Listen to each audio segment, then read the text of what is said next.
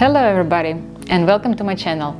My name is Anna Sanina and this is my first conversational video. I'm gonna tell you a bit about myself, what I do, where I live, and what this channel is gonna be about. I am Ukrainian and my husband is British. Our daughter Naomi is 20 months old and she was born in Kiev, so she's also Ukrainian. Currently we're living in central Bulgaria in a little village.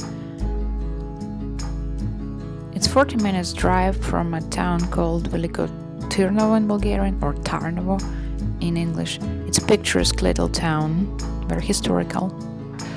Closer is another town called Gabrovo and the village is called Slaveikovo. I'm pretty sure you never heard about it. It's a picturesque, beautiful place, a tiny village without any shops, and we have a house here. Kiev is my native city. We lived there before the war started in the beginning of February. Peter worked there in an international organization. We managed to leave Kiev right before it started. There's a bit of mysticism in it, although I am quite skeptical and tend to look at everything with a pinch of salt, you know. But it happened that we planned our holiday in February. We wanted to go to Barcelona, where my cousin lives, and I wanted to introduce my daughter Naomi to my cousin Tanya, and we wanted to spend a nice holiday there. So I booked a ticket for the 14th of February. I don't know, it seemed to be a nice date because in February it's still very cold in Ukraine and you're tired of winter and want to go somewhere where it's warmer. Spain seemed to be a perfect place. By the end of February, the political situation escalated. Russia was dragging more and more troops to the border. Peter insisted me and Naomi leave for Spain earlier, and he would join us later on the 14th. But I wanted to be in Kiev on the 1st of February because it was my mom's birthday. So I changed our tickets for the 2nd. So I started to look for an apartment in Barcelona to rent out because in the beginning of February my cousin wouldn't be there, and I didn't really want to go so early, and I didn't want to travel with a toddler myself because I never did it and I imagined it could be pretty difficult. I persuaded Peter to change the tickets back so we could go all together to Barcelona on the 14th, and it was on the 31st of January. The next day I called to say happy birthday to my mother and found out that she has something similar to COVID. She had the symptoms. So we couldn't go and visit her, just called, and anyway I was happy that we changed the tickets back and still stayed in Kiev. On the 2nd of February I couldn't reach my mother on the phone and it was a bit worrisome. You know, she was not in very good condition in the last years because she had a leg injury and she turned 75 already. So I was worried and asked the neighbor to visit her, and the neighbor took the key from my aunt and went to this apartment and found my mother lying on the floor with a head injury. She obviously lost consciousness and fell. The next 3 days she spent in the hospital and then she died.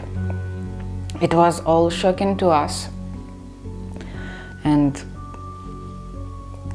before she died I went to the hospital every day and bought a lot of medicine, and it was just stressful, unexpected, and I was glad that we changed the tickets again. These first 2 weeks of February were pretty horrible, exhausting and devastating for me. So I really wanted to go to Barcelona on the 14th and we went there, but before we went we collected everything important, valuables, and took it with us because the situation on the border wasn't getting better.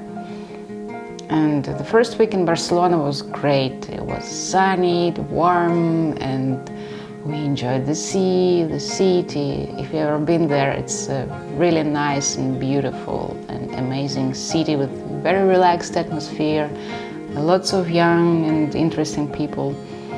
We also met my cousin Tanya, who we didn't see for a couple of years, and it was really enjoyable. After all the stress that I had in Kiev when my mother died, I could actually breathe again and feel more happy again.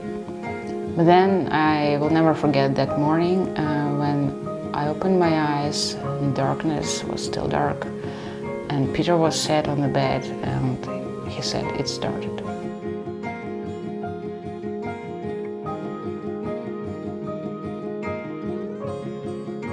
For me personally, it was very, very shocking, because I didn't believe till the last moment that the war, the full-scale war, will actually happen in Ukraine, between Russia and Ukraine, that Russia will attack in such a mean way. Part of my family used to live in Moscow. Fortunately, not anymore. And I used to go to Moscow every year, I guess, so on every holiday during my teenage years. It was very enjoyable. I liked to spend time with that part of my family in the city. I enjoyed the cultural life, and this I could never think that is going to happen.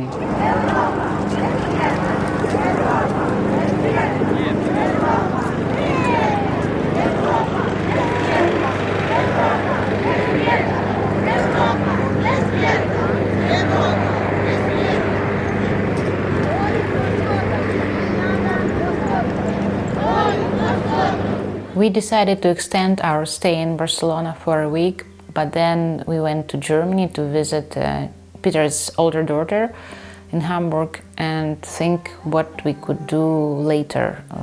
We first wanted to go to the UK because, as I said, Peter is British. Although he didn't live in Britain since he was 18, I guess.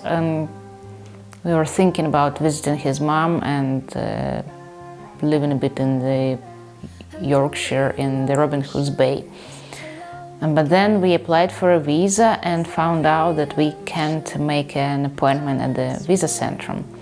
That was a bit annoying because we spent a lot of time putting all the details in the form and found out that there were no slots. The website wasn't working properly, obviously. We tried multiple times but failed. So then we decided to go to Bulgaria, to live in this house and get a residential status in Bulgaria for now. Before Naomi was born, last 3 years before, I had a dream job. I was guiding tours to South Korea, Japan and a bit to India. I was also traveling like hell around Asia and spent several months in different countries. It was really enjoyable for me because I love to travel. Before that, I used to work as a journalist and translator. I tried a bit of PR, but it wasn't my thing. So for the last 10 years, I was working freelance in this or that way. And currently, I'm only studying. I'm doing my master's degree in psychology. I've just done the first year, and there is another year to come. Recently, I've also finished a one-year program in solution-focused brief therapy. It's a really amazing method of therapy that helps you to deal with problems as if it were solutions. I'll tell you more about it in the upcoming videos. If you're interested, please let me know in comments, okay? You can't imagine how many doubles I already did because I'm not satisfied with my pronunciation. Okay, let's go back to where we started.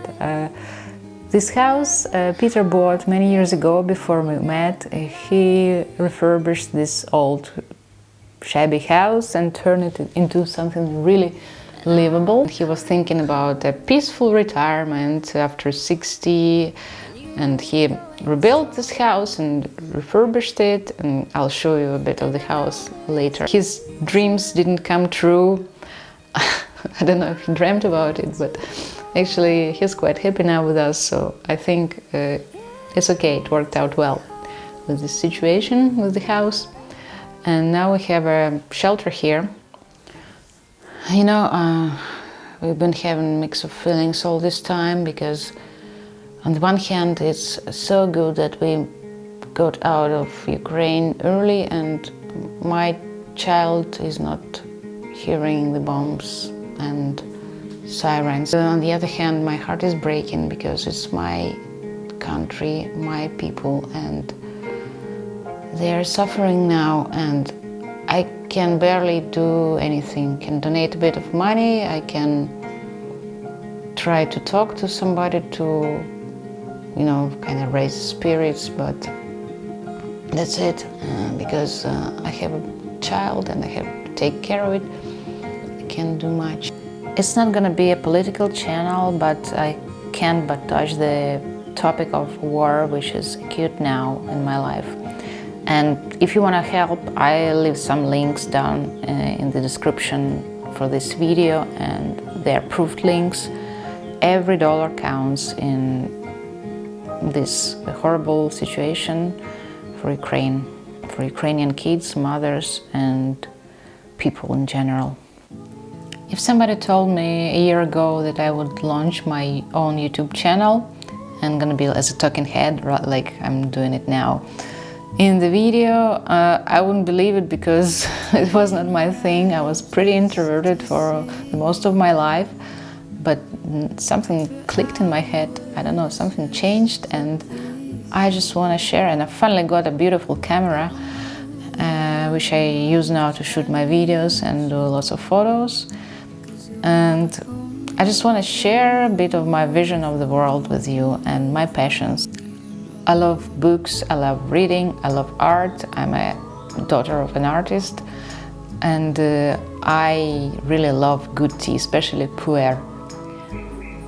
Honestly, YouTube is a big experiment for me. It's a totally new experience because I never produced any videos yet, and I was never as a talking head in front of the camera yet.